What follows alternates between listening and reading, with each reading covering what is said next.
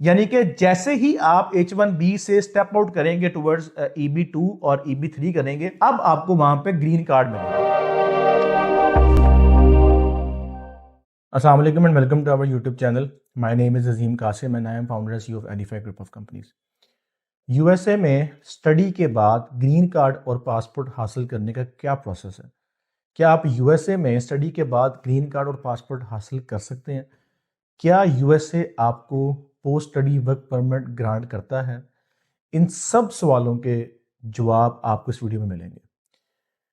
अगर अभी तक आपने चैनल को सब्सक्राइब नहीं किया तो लाजमी कीजिएगा और बेल आइकन पे भी लाजमी क्लिक कीजिएगा। आज की वीडियो खासी इंपॉर्टेंट है और आज की जो वीडियो है इसका मैं जो क्रेडिट है वो दूंगा इमरान मोहम्मद सफदर को, जिन्होंने कल मुझे मैसेज किया। I was travelling from Lahore और मैं रास्ते में था तो मुझे मैसेज आया इमरान स्टूडेंट का, इमरान बेटे का। तो मुझे कहता है कि सर आपने प्लीज़ मुझे गाइड करें कि कैसे मैं यूएसए में स्टडी से जो है ना वो आगे PR पे और ग्रीन कार्ड पे कैसे मूव हो सकता हूँ। इसका प्रोसेस मुझे गाइड करें डिटेल के अंदर। तो वहाँ से मुझे एहसास हुआ कि ये टॉपिक अभी तक मैंने अपने यूट्यूब चैनल के ऊपर भी अपलोड नहीं किया, गैप था। तो थैंक यू इमरान, आपने अच्छा क्वेश्चन किया और ये वीडियो आपके लिए और उन तमाम बच्चों के लिए जो इस चीज़ को लेकर कंफ्यूज हैं कि यूएसए में स्टडी के बाद क्या करेंगे। काफ़ी लोग कहते हैं कि यूएसए में स्टडी के बाद वर्क परमिट नहीं मिलता, PR नहीं मिलती, जॉब नहीं मिलती, तो क्या रूट है, हम इसको बात करते हैं। देखें, जैसे ही आप स्टडी कंप्लीट करते हैं आपको UK में, कनाडा में, ऑस्ट्रेलिया में वर्क परमिट मिलता है, पोस्ट स्टडी वर्क परमिट। अच्छा, उसी का नाम, या यूरोप में उसे बोलते हैं जॉब सीकिंग वीज़ा, उसी का नाम यूएसए में है OPT। सही है।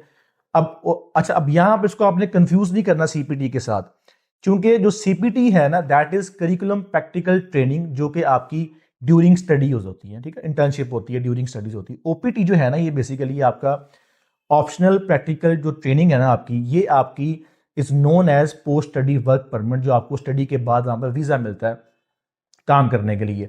रहना आपने F1 के ऊपर ही, लेकिन स्टेटस आपका जो है ना OPT में कन्वर्ट हो जाएगा। अच्छा, ये आपको मिलता है 1 ईयर स्टैंडर्ड, सबको मिलेगा, सही है। लेकिन अगर आप स्टेम डिग्री में जा रहे हैं तो आप इसकी एक 2 साल की एक्सटेंशन ले सकते हो। यानी अगर आप स्टेम डिग्री में जा रहे हैं तो आप स्टेम डिग्री के लिए भी अब काफ़ी कन्फ्यूजन है। मैं कोशिश करूंगा इसके ऊपर एक वीडियो बना दूं, साइंस, टेक्नोलॉजी, इंजीनियरिंग, मैथमेटिक्स, ये सिंपल फार्मूला है। और काफ़ी ज़्यादा यूनिवर्सिटीज़ ने अपनी डिग्री स्टेम में डाली हुई हैं, कुछ ने निकाली हुई हैं। तो इसको आप एक बार जो है ना वो जाकर डबल चेक लाजमी कीजिएगा कि जिस डिग्री में जा रहा हूँ ये स्टेम है कि नहीं है। अच्छा, अगर आप स्टेम डिग्री करने जा रहे हैं तो फिर आपको जो OPT है ना वो आप उसकी 2 साल की एक्सटेंशन ले सकते हैं, यानी कि आपको मिलेगा 3 साल का।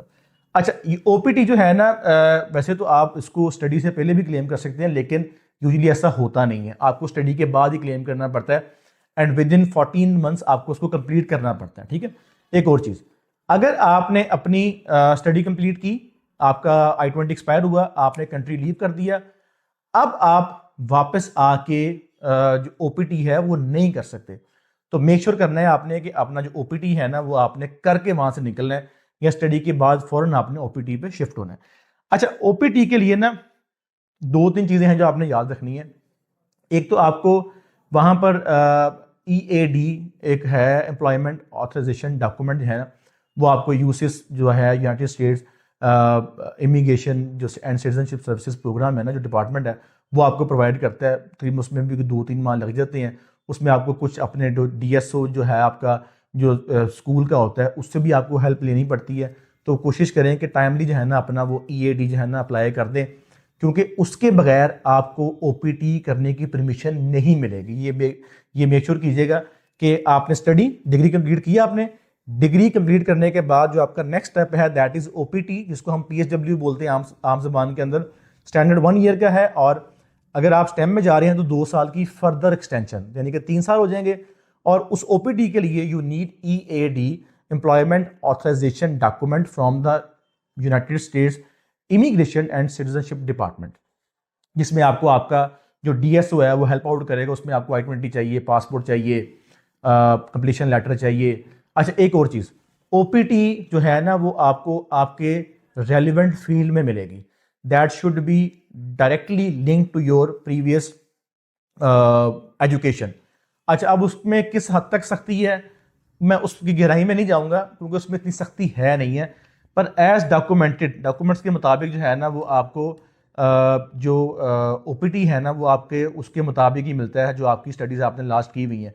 सिंपल सिंपल से उसमें डॉक्यूमेंट्स की रिक्वायरमेंट है, वैलिड पासपोर्ट हो, ईएडी कार्ड हो, वैलिड आपका जो है ना I-20 हो, F1 वीज़ा आपके पास पड़ा हो।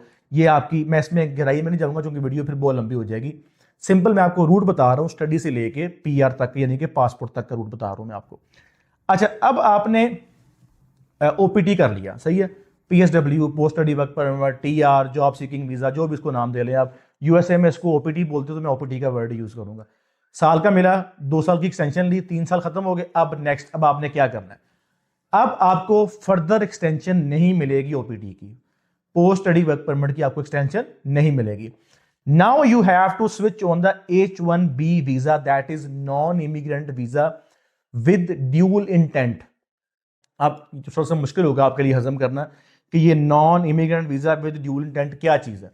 बेसिकली जब आप TR से कोई वीजा शिफ्ट करते हैं तो आप नॉर्मली जाते हैं PR के ऊपर, जबकि जो H1B वीजा है ना ये आपका नॉन इमिग्रेंट वीजा है विद ड्यूल इंटेंट। इससे मुराद ये है कि आप चाहें तो इसको PR की तरफ ले जाएं, अपना स्टेटस एडजस्ट करवा लें किसी और वीजा के अंदर, अगर नहीं तो इसकी आपको 2 एक्सटेंशन मिलती हैं 3-3 साल की, बहुत कम केसेस के अंदर 6 साल की मिलती है, और 6 साल का अपना टेन्योर पूरा करें and back to your country, आप कंट्री लीव करते हैं। अब ऑब्वियसली अगर आपने इतना वहां पे जाके मगजमारी करनी है तो आप कंट्री लीव तो नहीं करेंगे, आप जाएंगे स्टेटस एडजस्टमेंट की तरफ। मैं स्टेप दोबारा रिपीट कर रहा हूँ। स्टडी के बाद आपका आ गया PSW जिसका OPT बोलते हैं। OPT की 2 स्टेजेस, स्टैंडर्ड, एक्सटेंडेड वर्जन। उसके बाद आपने जाना है H1B। OPT में आपको जो है ना वो जॉब ऑफर नहीं चाहिए, just you have to gain the EAD certificate. H1B में आपको जॉब ऑफर चाहिए, जॉब ऑफर चाहिए आपको। इसके साथ साथ बल्कि आपको एक LCA बोलते हैं उसको, लेबर कंडीशन अटेस्टेशन चाहिए होती है। वो आपको जो department of citizenship and department of naturalization जो डिपार्टमेंट है ना उनका USA का, वो आपको प्रोवाइड करता है जब पिटीशन फाइल करनी पड़ती है H1B की। वो इतना कॉम्प्लिकेटेड नहीं है, मैं इसलिए थोड़ा सा ओवर थ्रू कर रहा हूँ ताकि आपको आइडिया हो। वो आपने सर्टिफिकेट लेने के बाद आप चल जाएंगे H1B के अंदर। H1B is a non immigrant visa with dual intent. जब आप H1B पे आ जाएंगे आफ्टर गेटिंग LCA लेने के बाद, उसके बाद अब 3 साल का मिलेगा पहले आपको ये H1B वीजा।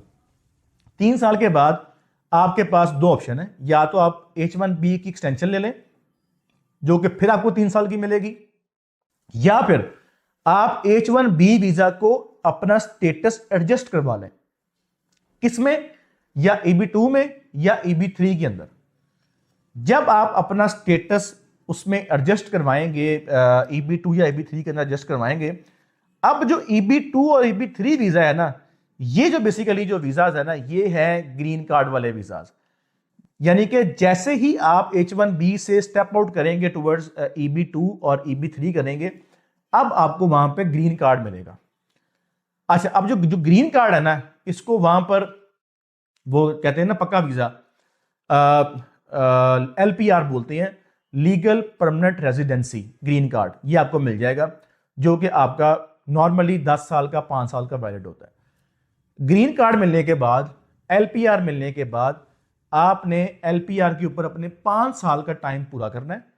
उसमें जो शर्तें हैं, जो रिक्वायरमेंट्स हैं, आपने 5 साल के अंदर 30 माह रहना है वहां पर, इतनी देर मुल्क से बाहर नहीं रहना, टैक्स पे करना है, ब्ला ब्ला ब्ला, वो मैं उसमें नहीं जाऊंगा क्योंकि फिर वो बहुत लेंथी वीडियो हो जाएगी। वो कुछ रिक्वायरमेंट्स होती हैं, वो इंग्लिश आपने सबमिट करवानी है, टैक्स पूरा पे करना है, ये सारा कुछ करने के बाद अब आप जो है ना वो LPR से, ग्रीन कार्ड से जाएंगे अपने पासपोर्ट की तरफ जो कि आपको, जिसको USA में बोलते हैं न्यूट्रलाइजेशन, कि आप जो है ना वो USA की नेशनैलिटी गेन कर रहे हैं। आपने टेस्ट पास करना है, इंग्लिश बोलनी है, ज़्यादा नहीं, उसमें वॉइस की रिक्वायरमेंट नहीं है, लेकिन थोड़ी बहुत आपने करनी है। वैसे तो ग्रीन कार्ड आने के बाद भी आपके पास तमाम राइट्स हैं, आप वहाँ पे काम कर सकते हैं, लाइसेंस आम रख सकते हैं, anything you want to do in the USA with the LPR you can do. उसके बाद पासपोर्ट में ये, अच्छा LPR पे एक बेनिफिट और भी है आपको। LPR ग्रीन कार्ड आने के बाद आप अपने किसी भी बहन भाई को, अपने सके बहन भाई को, रिश्तेदार को जो है ना वो स्पॉन्सर भी कर सकते हैं, उनको बुला भी सकते हैं, और आपके पास वो तमाम राइट्स हैं जो एक US सिटीजन के पास होते हैं। This is your final stage. अब आपने जाना है पासपोर्ट की तरफ आफ्टर स्पेंडिंग योर 5 years। अब मैं स्टेप बाय स्टेप आपके सारे जो है ना वो सारे स्टेप रिपीट करता हूँ। स्टडी के बाद आपका OPT PSW, OPT के बाद उसकी एक्सटेंशन 1 year 2 year, उसके बाद आप जाएंगे H1B के बाद आप जाएंगे EB3 या EB2 में, और जो कि ग्रीन कार्ड है। ग्रीन कार्ड मिलने के बाद, ग्रीन कार्ड को LPR बोलते हैं, LPR के बाद आप जाएंगे पासपोर्ट में। तो ये है आपका रूट जो कि आपको लेके जाएगा टुवर्ड्स पासपोर्ट। इस पूरे प्रोसेस में आप कभी भी पाकिस्तान आ सकते हैं, जा सकते हैं, लेकिन लिमिटेड टाइम के लिए। अगर इससे रेलिवेंट कोई क्वेश्चन आपका है कि कितना टाइम स्टे कर सकते हैं, क्या कर सकते हैं, आप नीचे कमेंट सेक्शन में लाजमी पोस्ट कीजिएगा। We will try to give you answer of your question. Once again Imran Safdar, thank you so much for giving such important topic and suggestion, जिसके ऊपर मैंने वीडियो नहीं बनाई हुई थी। ये वीडियो आपके नाम और उन तमाम बच्चों के नाम जो USA का रूट तलाश कर रहे हैं। Thank you so much for watching this video.